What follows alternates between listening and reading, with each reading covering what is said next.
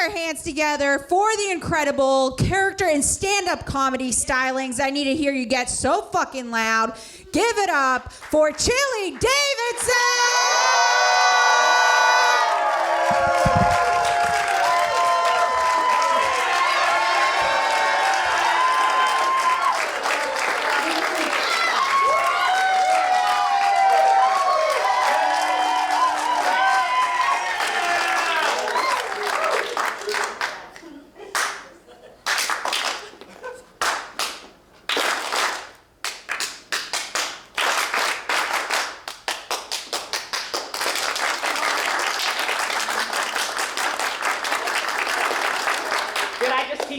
Please say yes. Yes. My name's Mike.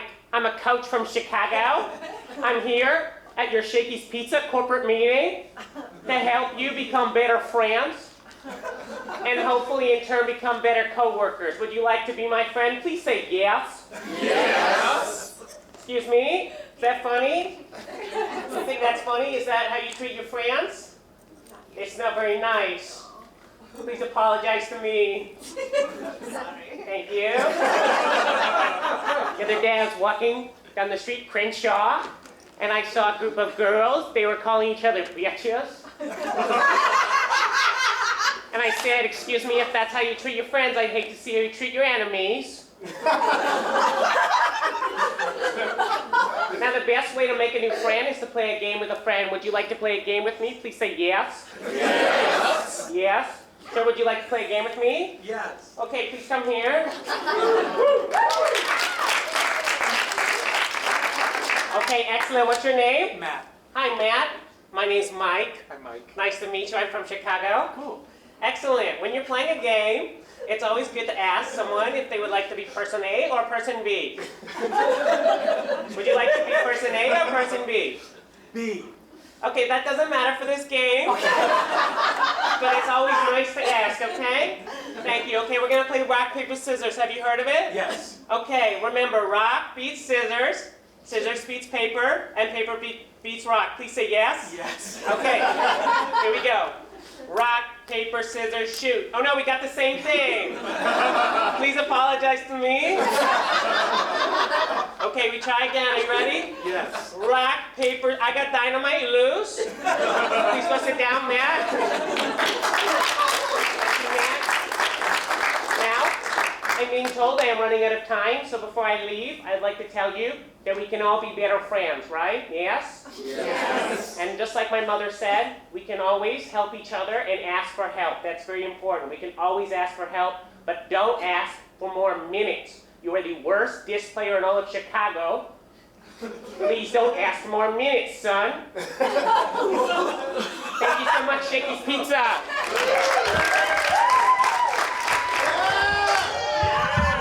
What's going on? What's up? Thank you so much for coming out. Should do this so it looks normal for filming. My name is Chili, as you might have heard, as you might know. It's kind of a weird name. One of those names that whenever I introduce myself to old people, they always think that it's short for something, but they'll guess what it's short for, and they'll guess something more ridiculous. They'll be like, Chili, what's that short for? Chilanthamum? Yeah. Chilanthamum. Does that make more sense to you? Learn my name, Granddad. He never did. Rest in peace, Granddad. He's in a better place now. Hell, just kidding. He was a little racist, but what grandparent wasn't? You know what I'm talking about? You have a racist grandparent? Okay, good. We're all having fun. Having a great time. Excellent. Well, my name's Chili. My parents did name me after a famous baseball player named Chili Davis. Is anyone familiar with Chili Davis? Awesome, a few people. The rest of you, fucking nerds. Cool. No, my parents named me after a black baseball player in hopes that I would become a black baseball player. Not sure you can tell by looking at me. I am not a black baseball player. First of all, very unathletic. Second of all, not black. Not at all. Some might even call me white. That's right. Sorry, I looked at you, sir. Also very white. We're reflecting off of each other, I think. But I want to make my parents proud, so every day I'm training, I'm working out. I'm practicing in hopes of one day becoming black. I don't know if anyone can help me. I am from Canada, and I fly home back and forth to Toronto a lot. And recently, I flew back to Canada. And I'm gonna start this off with some relatable airplane material. Get ready. I want to bring us all together on the airplane stuff. So I was on the airplane. Here we go. Set the scene. And the lady in front of me reclines her chair all the way back, which is just the worst, right? Whenever somebody does that, if someone reclines their chair, everyone's got to go back, and the person in the back is just fucked. Like we all paid the same. And if you have someone whose chair's back, you can't do anything, right? Can't move around. You can't use the tray to eat. Can't watch a movie. Forget watching Thor Ragnarok. More like sore neck, you selfish fuck. You know what I mean? 10 years of comedy, I'm not coming up with a better rhyme. That's it. Yeah, if you want a bed, just pay for first class. Or better yet, wait till you get there, Diane. This isn't Best Western, it's fucking Spirit Airlines, right? I don't know. I just think, so when I was on the plane, I was like, okay, I now have to go back a couple inches, right? Just to even it out or whatever. So I go back a couple inches, and then I feel this tap on my shoulder. And the guy behind me has the audacity to be like, hey, do you mind putting your chair back up? I was like, bitch, do you not see what's going on here? Are you on a different plane than the rest of us? That's like when you're making a right turn and you can't turn because there's an old person crossing, but someone honks at you. You're like, yeah, I'd love to kill them too, but apparently that's not legal. I don't even think people should move around on planes. I think you should just stay in your seat until the flight is over, right? Don't even go to the bathroom. That's my theory. You should wear a diaper like an adult. And go poopy in said diaper. That line is for me. I want you to know that. I like to say poopy and I go poopy. On an unrelated note, this probably will be my last set for a while because I killed an old man making a right turn on the way over here. Okay, cool. All right, that was fun. We're rolling now. Okay, this is another character. This is the guy at a party who only has one dance move. This is a guy at a party who only has one dance move. Okay, Tony, my man, up in the booth, you got it?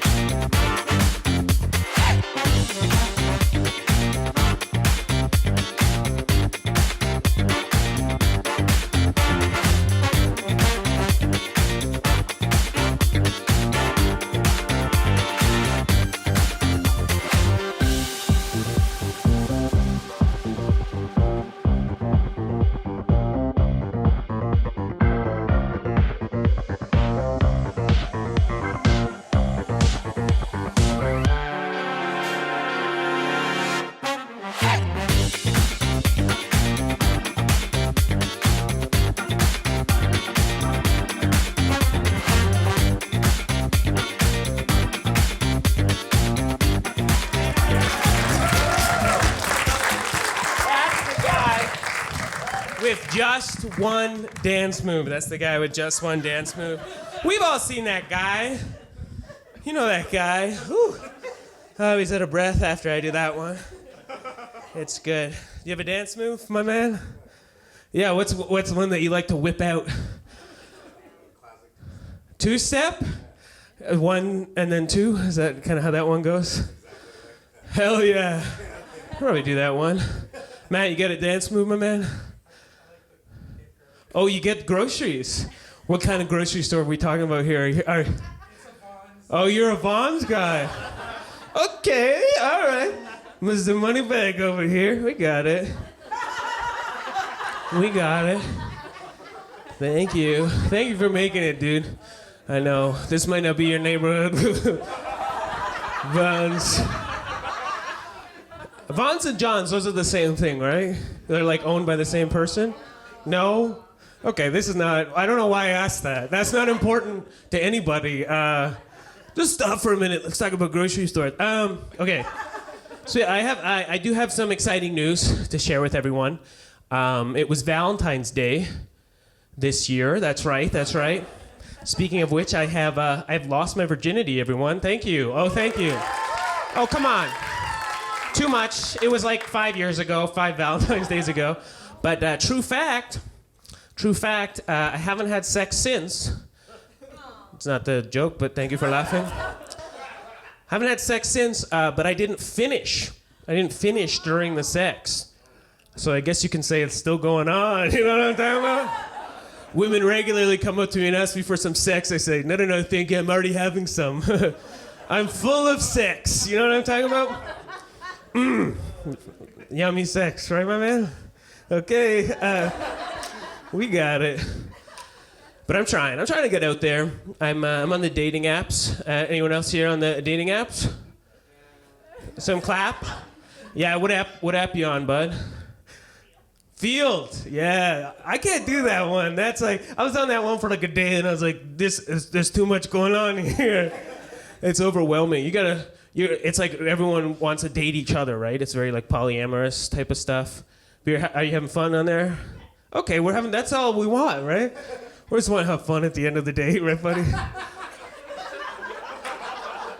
I'm on Hinge, and it's a conversation app, so like there's like prompts for people. There's like, oh, green flags I look for, or like 2 truths and a lie, or who's a musician you'd love to have dinner with, dead or alive, and why should they not be canceled? Like those are kind of the fun ones out there. But I saw one once. I was on the Hinge, and someone wrote, dating me is like ... And she wrote, dating me is like dating a comedian. I was like, fuck off, Jessica. My culture is not your costume, right? You can't claim this. This is all I've got. That's crazy. It's like you haven't lived this life. Have you spent Friday nights over the last several years bombing in front of 5 people and questioning your life choices?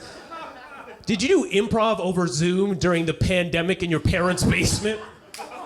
It's not the connection that's unstable. It's my life, Jessica. It's bad, man. You can't have this. This is all I've got. This is all I'll ever love. Which is why I shouldn't have it on my Hinge. But I wanted to get back at Jessica. I did. I wanted to get back at her. So I was like, I said, dating me is like dating a doctor. Because I make the pain of being single go away. And all my kisses make your boo-boos feel better. Anyway, I'm banned from Hinge.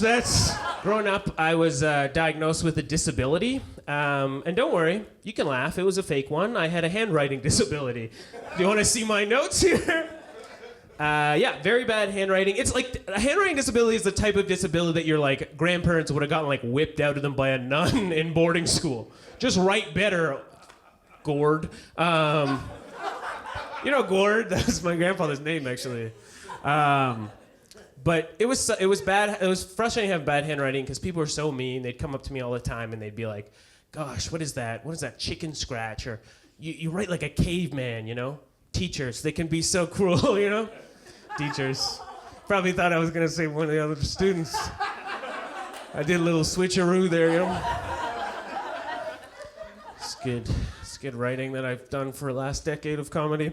But I found out I had a disability because I just went to some office north of Toronto and some lady just told me I had a disability. I don't know any of the credentials she had. I don't know what was going on. She just handed it out to me like it was a guy on Hollywood Boulevard giving you a CD. Just like, here, take it. I'll sign it too. I'm like, okay, I guess so. But finding out that I had a disability was great for my parents because they were like, oh, good. His handwriting is something that God did. It wasn't us, right? My folks aren't religious, but it's fun for the joke. It was good because I got like extra time on tests and I got to have like time and a half, which was great until I got to college. And I went to the disabilities department and I was like, hey, I have a disability. And they're like, hey, we don't believe you. And I was like, what? This handwritten note from Sherry doesn't do it for you? I've got it. She was like, no, you have to take a diagnostic test. Which, I don't know, has anyone here ever had to take a diagnostic test for anything before? Yeah? What'd you have to take it for? ADHD? And you got it? Damn, dude. You and everybody else in this damn room. It's normal. It's not even real anymore. No, it's real. Diagnostic tests are fucking hard. We had to do like shapes and patterns and numbers. When's the last time you had to fit a shape inside of another shape? You know what I'm talking about? Put a tagon into another tagon. You guys know about tagons, like Hexa and Terra and any tagon heads in the house tonight? You a tagon head, my man? Yeah. Yeah, geometry all the way. That's even a bigger word than I know. The next day I go to the Disabilities department and they're like, hey, good news is you don't have a disability. You're just really bad at handwriting. I was like, oh, thank you so much. She's like, you're also really bad at math, but that's not here nor there. She was like, but you can continue to have all the accommodations you want. This is a liberal arts program. We don't give a shit. Just keep doing it on computers. I was like, you could have just whipped it out of me like a nun, and that would have been less embarrassing. If you guys think I'm going long tonight, don't worry, I do have a handwritten note from Sherry that says I have time and a half. That's how this works. For a long time, I thought I peaked in high school. Anybody here think they peaked in high school? Woo! Yeah, one. Yeah, were you cool in high school? I bet. No? So if you weren't cool and you peaked, you must have a tough life, my man. All right, well, we'll unpack it later. You're here, though, so that's all that's important. You made one good choice. All right.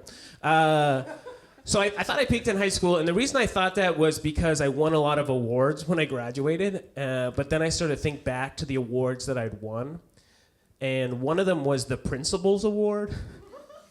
And I don't know if you've heard of this before. Some of you might refer to it as the biggest narc award.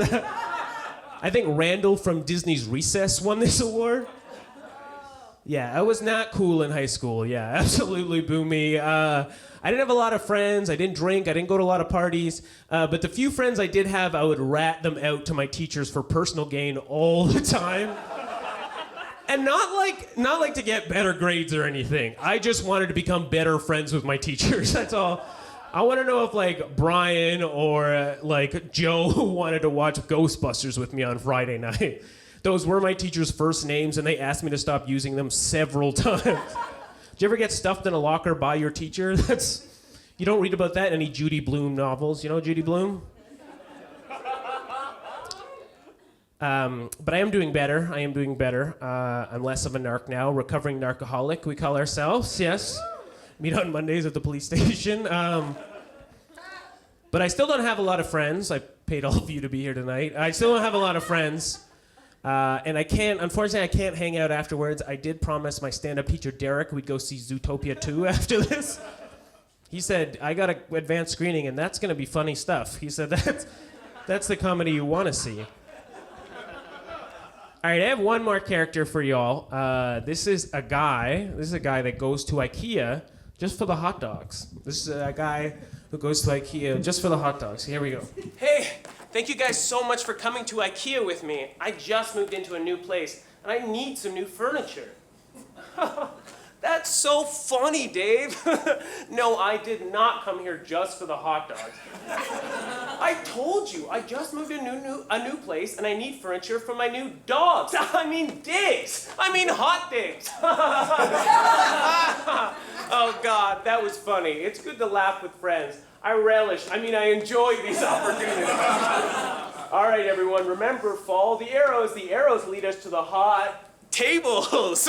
All those ooh, these tables are so hot to touch. Ooh, look at this one. It's 100% beef. Birch. This is 100% birch table. Wow. You know what? I like it. Let's go. I can almost smell the checkout from here. Jessica, catch up. Hurry up. What's the matter, Jessica? You got a bun in the oven? Sorry. I just want to know what my hot dog did. Penis. Come on.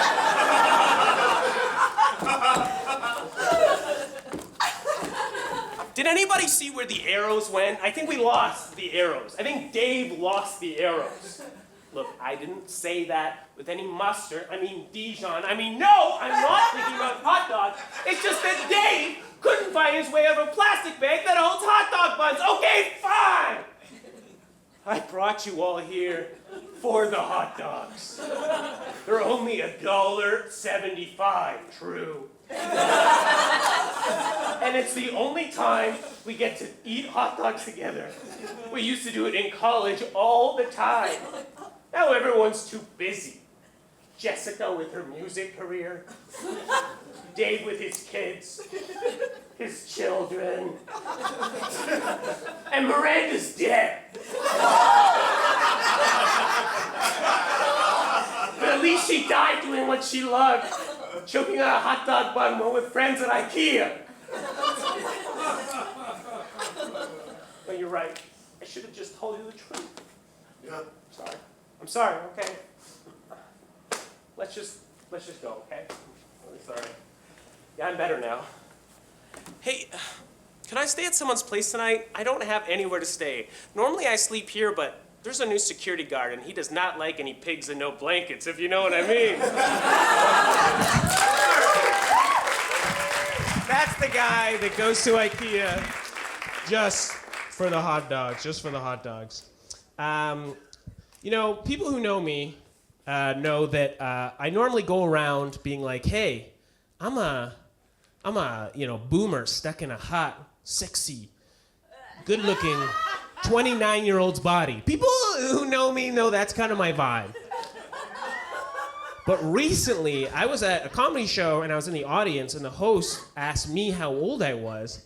And I said 29 and the host goes, oh no. He says, you look like you've been through multiple mortgages and divorces already. Yep, that's bad. I've been through neither. That's really bad. I'm in bad shape. I'm like the opposite of Dick Van Dyke, you know? People are like, Dick Van Dyke's almost 100, but he's like got the energy and body of a 30-year-old. And it's like, Chili's not yet 30, but he's got the body of a 55-year-old man. It's rough, dude. I can go to the gym as many times as I want. I can't stop a receding hairline. It's when you act old and you look old, it's a bad combination for dating. It just really is. When I'm on, like, my Hinge account truly is like 40 plus. I'm like, I honestly, in fact, I'm like, I can't go on a date with someone my age. I can't relate to them. I'm not gonna stop watching MASH and start watching Euphoria. If someone walked in the room and saw me watching Euphoria, they'd be like, that's a pervert. Arrest that man. Truly. Also, I have tried, and it is so much harder to masturbate to Euphoria than it is to MASH. MASH, come on. Radar, you know, that gets my radar going. That's a topical reference about MASH. You guys all watch MASH, right? Okay, yeah. Radar. Dave, you watch MASH? Oh, no.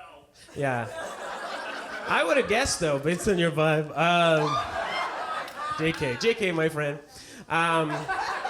Thanks for coming out. Something, you know, my looks aside, I did actually get cast in a show recently. I got cast in a show, which is really exciting. I got cast in a vertical drama. And I don't know, I know some creative types here are familiar. They're very steamy and bad soap operas for your phone. They're really messed up in a lot of ways. They're usually like some power imbalance on it. And it's always called like Pregnant by My Boss or Pregnant by My Ex or Pregnant by My Ex's Boss. Like one of those. It's always like in a world where abortion doesn't exist and like you just have to get married. That's like the only way. So I got cast as one called Mob Boss. And I think someone dropped out the last second. They called me and they said I had to do a bedroom scene, which I've never done before. I've never done. None of you look surprised. That hurts, okay. So I get there on the day, I go to the wardrobe department, and they were like, hey, Chili, are you comfortable taking your shirt off? And I was like, I'm comfortable taking my shirt off. I don't know if you're comfortable with me taking my shirt off. They go, all right, take it off. Let's see what you're working with. I took it off, and immediately she goes, yeah, we're going to put you in a sleeveless shirt. I think that you'd be more comfortable. She's trying to make it like it was my decision. She was like, yeah, you'd be better off. So I had a sleeveless shirt, and I had like a tuft of hair coming out the top. And it looked like Tony Soprano or something like that. It was I was like, who's getting off to that? It's not porn, but it's close. It's very close. Has anyone done a vertical drama in here, by the way? One, I see a hand. Yep, you guys got the looks for it. Got the looks, not me, I don't have it. But if you do want to look it up, you can find, if any of you are curious and you want to see my vertical drama, it's on one of the apps, I can't remember, but they changed the name. It's no longer Mob Boss. It's called Got Cheated On by My Ex, who's turning into a werewolf and balding at the same time. So I have to bow after, so you know. Thank you. Thank you. Oh, come on. Come on. Check it out. I do have some good news, folks. I had my final therapy session this week. I had my final therapy session with my current therapist. I'm not better. I just had a bad therapist. That's all. Just had a bad therapist. I was with BetterHelp. Anybody with I heard, oh, yeah. BetterHelp, boo, is bad. Who booed? Did you boo? Did you have a bad experience? They're just like notoriously like shady. Yes, they suck. They're like people with part-time jobs who aren't qualified to do it at all. I'll tell you my experience. After the first session, tell me if I should be concerned about my mental health. After the first session, my therapist said, I think I need to take a vacation. Should I be concerned? Second session, he cancels an hour before, and he's like, sorry, I gotta work my other job. I was like, at least lie and say that it's an emergency, right? He's like, yeah, I know that your anxiety makes it so that you have like trouble sleeping and your body sometimes feels like it's on fire, but Uber Eats ain't gonna drive itself. Third session, he writes to me 30 minutes before, and he's like, hey, can we do an audio call rather than a video call? So I'm on the audio call with him, and he's like, sorry, my kid's just stuck in a store, and I'm waiting for him to get out. I didn't want to miss our call. I was like, gee, thanks, I guess. So that means you're on speakerphone, so your kid can just come in at any point and hear my struggles to tell women how I really feel? Like, why don't you get your wife in too? Let's get a second opinion on this. And then we're chatting, getting into it. And at one point, he's like, oh, excuse me for a second. He leaves the call, and he comes back, and he's like, oh, I'm so sorry. My kid was getting in the car, and he scratched the car door next to us with his door. And I was just exchanging information with him, trying to be a good guy. I was like, can we do this another time? He was a good dude, and we had good conversations, but we're just working around his schedule at this point. It's like, just call me when I'm at checkout at Ralph's. I think that's... Or like, call me when you're on hold with Wells Fargo. I think that would be... Wells Fargo. Anyone bank with Wells Fargo here? Are they any good? Okay, I don't know why I asked. I'm not curious. I'm not going over. So, John's... No, we won't go back to that. John's involved. Remember that was a fun little thing we had going on? You remember that, my man? When we did the Johns and Vons thing? Did you enjoy that at all? Okay, good. Yes, that's kind of what I'm known for. It's like the observers, like Brian Regan and me, people talk about in the same conversation. They're like, boy, he does Pop-Tarts, you do grocery stores. A lot of times, though, I don't pay the bills with all my great vertical acting gigs. Sometimes I work with kids a lot, so one of the jobs that I had growing up I was an umpire for the sport of t-ball. I don't know if you're familiar with t-ball, but nowhere in the equation is an umpire needed. All I did was like put the ball on the tee, turn the kids towards the tee, and squat until the Rice Krispie Squares and the Capri Suns came out afterwards. You remember Capri Suns? It was like surgery getting those things in. Ah! You couldn't even call out as an umpire in T-ball. Like, you just ran through the order. There was only one saving grace of this job, was there was a second T-ball game happening at the same time, and there was a girl that I used to flirt with. I should mention she was also an umpire. It wasn't like a kid that I was flirting with. But I flirted with this girl, and but I never asked her out, because, get ready, I never asked her out, because as we just discovered, there are no outs in T-ball. Also, I have crippling anxiety around women. Okay. That's a slow roller. That's a slow roller. That's one of the early ones. All right, let's finish it off. This is going to be good. The dismount is going to be good. So I do work with kids a lot, and during the pandemic, I was hanging out with kids online a lot. I was teaching. I was running after school. I was doing something legal with kids, I promise. And kids are very brutally honest. Does anyone here work with kids? Yeah. Yeah, they're mean, right? Has that a kid ever said anything like super mean to you where you're like, what the hell? Yeah. Yeah. What's the meanest thing that you want to share? I had one student tell me that I needed some dick. Whoa! Whoa! Whoa! Have you heard this before? Matt, have you heard that before? No, this is the first time. First time hearing it. Damn. You should beat the shit out of that kid. What the hell? That's crazy. Needed some dick. And you have like teenagers, right? Damn, that's crazy. Yeah, they're very mean. They're very brutally honest. I was with a group of kids on Zoom, and this 11th grade girl, just like fully unprovoked. I was literally just like, we were running some activity, and she just goes, you know, Chili, you could never be a comedian. And that hurt. That hurt a lot. This is my dream, after all, to be a comedian. So I told her that I was. And she goes, okay, funny man, tell me a joke. So she spoke to me. Okay, funny man. And I did. And it bombed so hard to the point where I was like self-conscious afterwards. I was like, she's not my demographic.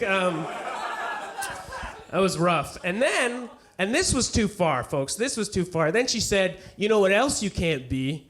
A black baseball player. I've been Chili Davidson. Keep it going for everyone you saw. Bobby Summers, Anna Maria Stoy,